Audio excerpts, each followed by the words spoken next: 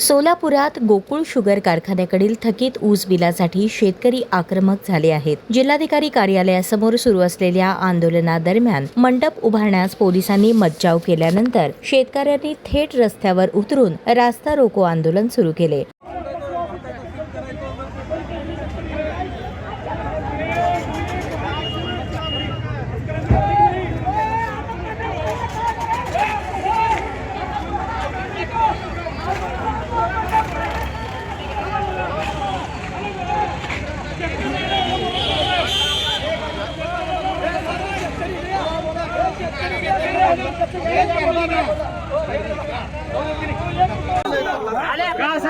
सगळ्या शेतकऱ्यांच्या समोर बोला।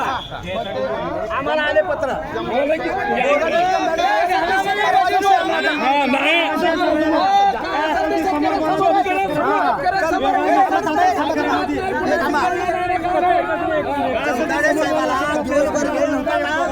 जमदाडे साहेबाला वेळ असेल तर अगोदर त्यांचं मिटू द्या आणि मग जमदाडे साहेबाला जातो त्यांचा अगोदर मिटू द्या। त्यांनी अगोदर एकतर माफी मागावी, नसेल सगळ्यासमोर नसेल तर कमिशनर दोघांपैकी कोण आल्याशिवाय आम्ही उठणार नाही। तुळजापूर, अक्कलकोट आणि सोलापूर भागातील शेकडो शेतकरी आंदोलनात सहभागी झाले असून काही शेतकऱ्यांनी अर्धनग्न आंदोलन करत संताप व्यक्त केला। ऊसाचे पैसे मिळाल्याशिवाय आंदोलन मागे घेणार नाही असा इशारा आंदोलकांनी दिला आहे।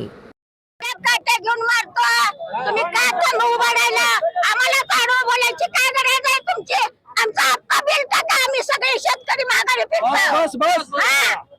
आम्हाला गरज नाही इथं उभा टाकायची, आमचं बिल आमचा हप्ता उरलेला म्हणून आम्ही इथं उभा टाकला। गडी माणसं, बाया, लेकरं बाळा, माझे लेकरं बाळा सहित आम्ही रानात राबतो, रात्रंदिवस रानात राबतो, पाणी घेतो, उसाला ट्रकवाली यायचं, 10,000 द्या तेव्हा तुमचं तोडतो, 2-2 किलो मटण द्या तेव्हा तुमचं तोडतो म्हणायचं, घ्यायचं, निघून जायचं, सगळ्यांनी घर भरायचं आणि ह्या कारखान्याने शेवट घर भरून घ्यायचं।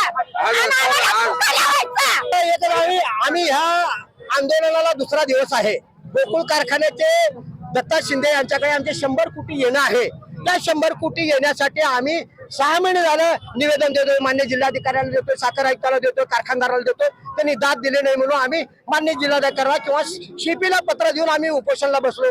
पण रात्री उपोषणला, काल उपोषणला बसलो, आज दुसरा दिवस। उखाडा आहे, 44 डिग्री टेम्परेचर आहे म्हणून आम्ही काय केलं, पेंडल मारासाठी वर आता पेंडल टाकणार होतो, तेवढ्यात पोलीस गाडी आली सदर बरात पोलीस स्टेशनची आणि आम्हाला ढवळे साहेब व्यवस्थित बोलत होते आणि पाठीमागे पाटील होते, ते तुमचं फेकून देईन, तुमचं उडून टाकेल असे जर शब्द असंविधानिक जर शब्द वापरत असेल मग आम्हाला लोकशाहीमध्ये आम्हाला जगण्याचा अधिकार आहे का नाही? आमचं म्हणणं एकच आहे की आमच्या ऊसाचे पैसे मिळाले पाहिजे आणि त्या पाटलाने त्या पाटलाने माफी मागावी, बस आमचं म्हणणं एकच आहे।